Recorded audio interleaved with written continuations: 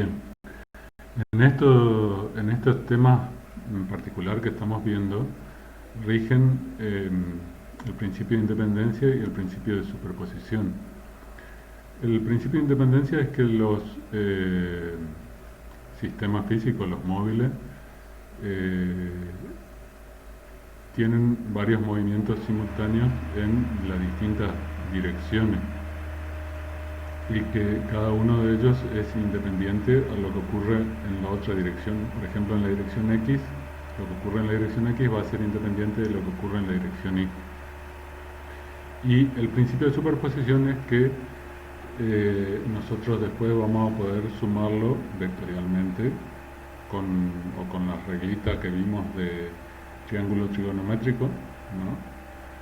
Eh, y ya, eso sería lo que está o lo que deberíamos tener en cuenta.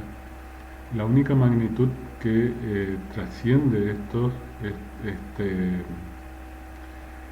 principios es el tiempo y es común en todos los casos, en lo que ocurre en todas las direcciones y sentidos. Entonces, acá tenemos otra expresión, por ejemplo, y después en el transcurso de este tema vamos a ver otras ecuaciones más de cómo se podrían escribir las ecuaciones de la velocidad, del tiempo, del espacio, ¿no? Acá serían de la velocidad, del espacio y eso es todo, ¿no? Obviamente acá está la deducción a partir de las 6 expresiones que hemos visto anteriormente para los dos movimientos rectilíneo uniforme y rectilíneo uniformemente acelerado.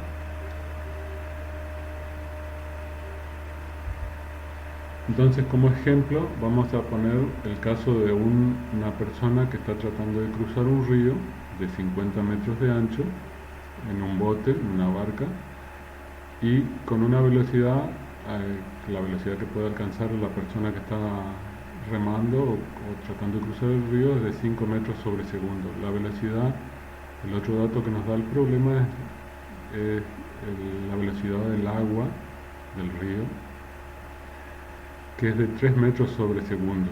Entonces, si la idea es cruzar justo enfrente de donde uno comienza,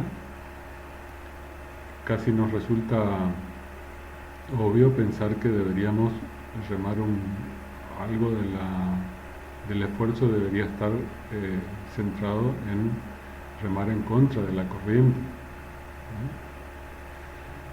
¿Cómo resolvemos el problema? Bueno, entonces, en principio sacamos la velocidad neta del bote, ¿no? Restándole en la velocidad del río en la dirección X, o sea, la velocidad del bote en la dirección X sería 5 metros sobre segundo por el coseno del alfa, del ángulo que deberíamos considerar o que deberíamos apuntar al bote en contra de la corriente.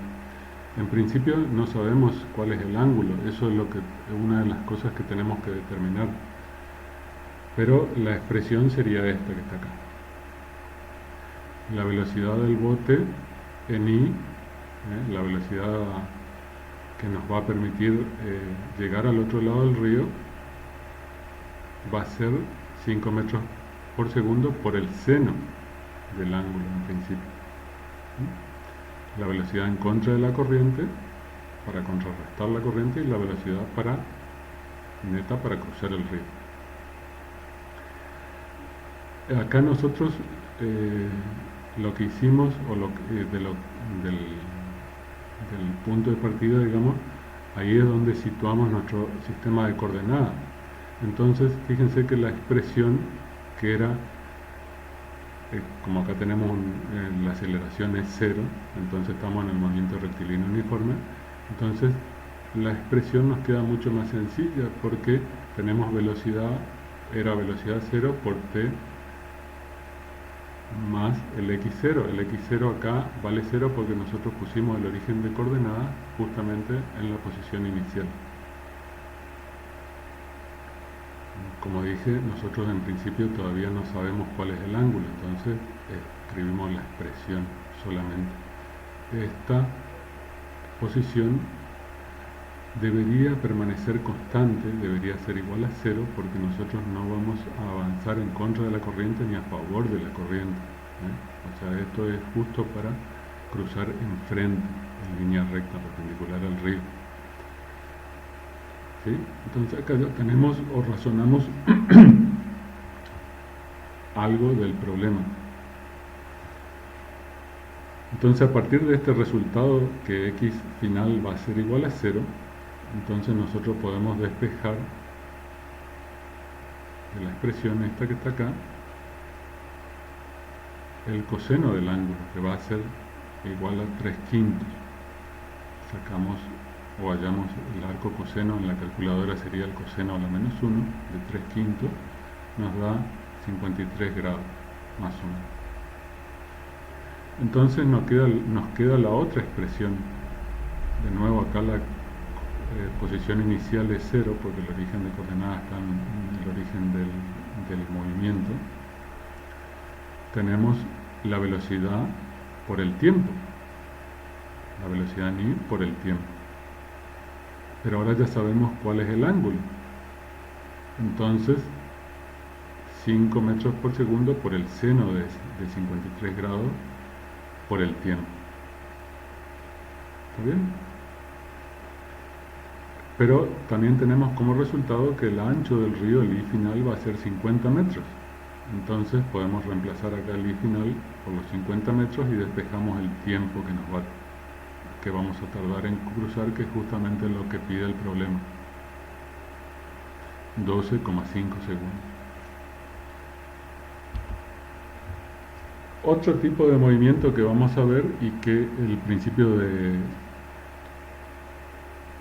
independencia y de superposición nos van a ser útiles es el tiro parabólico o oblicuo.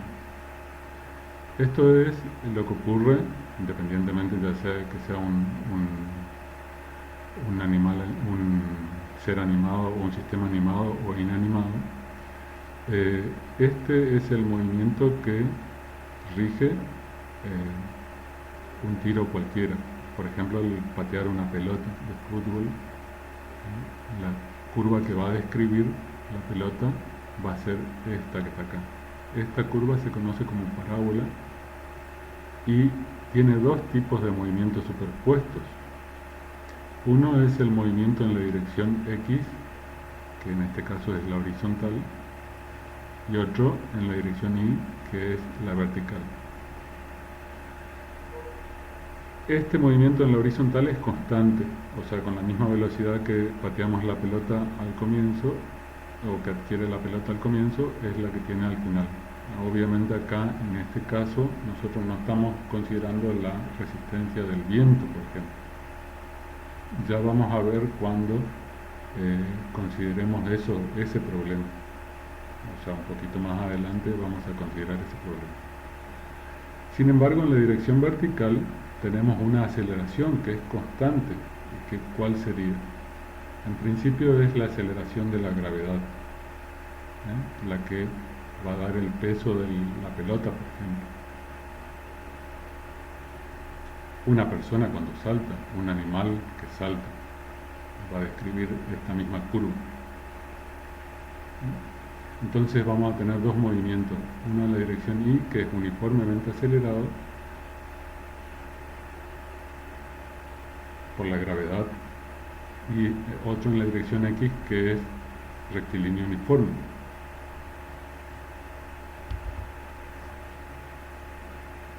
Y acá lo que tendríamos que hacer, o para resolver el problema, tendríamos que resolverlo como vimos con las expresiones anteriores, los dos movimientos. En la dirección Y tenemos un movimiento uniformemente acelerado, con las expresiones aceleración igual a la aceleración de la gravedad, la velocidad va a ser la velocidad, acá la escribo en principio completa, o sea, la velocidad en X más la velocidad en Y, que va a ser de 0i por G por T. Y la posición se va a escribir de nuevo la posición completa va a ser en la dirección X, que es un movimiento uniforme, y en la dirección Y, que va a ser un movimiento uniformemente acelerado. En este caso la gravedad va hacia abajo, entonces tiene el signo negativo. En caso de que fuese hacia arriba, tendría el signo positivo. Y bueno, ahí con eso tenemos todas las expresiones escritas en forma más sencilla, o a partir al final de esta serie de transparencias tenemos las expresiones que vamos a usar o que podemos usar en la práctica, pero acá tenemos unas ecuaciones que nos permiten obtener distintas cosas, como por ejemplo el tiempo, la posición. Estas son las expresiones que le había hablado anteriormente y que normalmente ninguno de los profes se la acuerda de memoria. Nosotros le vamos a dar las otras que sí nos acordamos de memoria, y estas no son inmediatas de deducir, pero son factibles de deducir conociendo álgebra o manejando álgebra. Y tenemos las expresiones de la posición en Y, por ejemplo, a cada instante, o dependiendo de la posición en X, el tiempo, pero esto es particular cuando tenemos un punto de partida en el suelo y un punto de llegada también en el suelo, sería.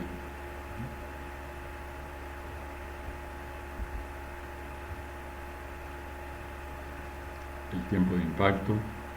Todas estas ecuaciones están acá deducidas bien con todos los pasos, pero son las expresiones que nosotros normalmente no se las damos, porque depende del problema. Si nosotros, por ejemplo, partimos desde acá, estamos en un acantilado y se tira una piedra o un animal salta hacia una parte más baja,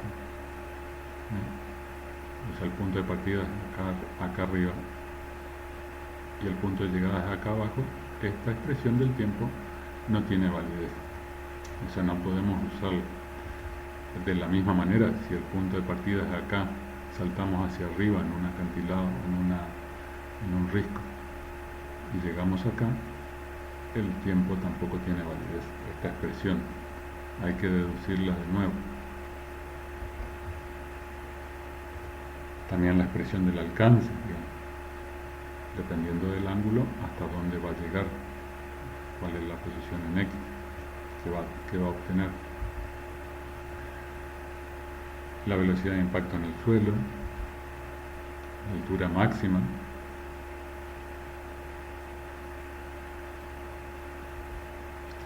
y acá tenemos un problema que se lo dejo a ustedes para que lo resuelvan. Ahí está expresado, completamente resuelto, pero se lo dejo a ustedes para que lo practiquen con distintos ángulos y a ver si obtienen los mismos valores. En caso de que no obtengan los mismos valores, bueno, realizan las preguntas correspondientes en la hora de clase y lo analizamos en ese caso.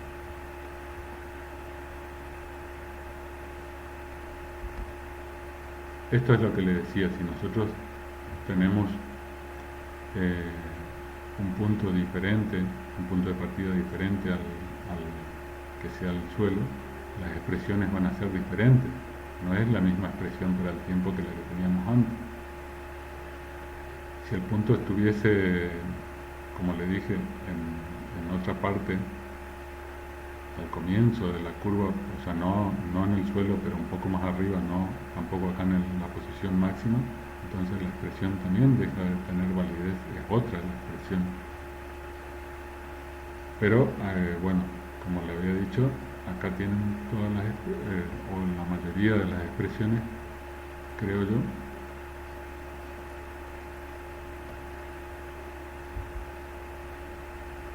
Y este es un ejemplo que podemos verlo. Una persona lanza una piedra horizontalmente desde lo alto de un acantilado de 25 metros de altura. Si pretende que caigan a 30 metros de la base del acantilado calculado, la velocidad con que debe lanzar las piedras sería el punto A, y el punto B, el tiempo que tardarán en caer estos. Acá nosotros podemos usar, si usamos las expresiones anteriores que fueron deducidas, si no, nosotros lo que deberíamos hacer en la práctica sería rehacer la deducción anterior para nuestro caso particular, para estos valores, y vamos a obtener una expresión parecida, pero ya con los valores dados de nuestro problema particular. Entonces obtenemos los resultados que están aquí. El tiempo sería 2,26 segundos, que comenzamos, fíjense que comenzamos por el punto final, porque es la manera más sencilla de resolverlo, por el punto B, y a continuación resolvemos el punto A.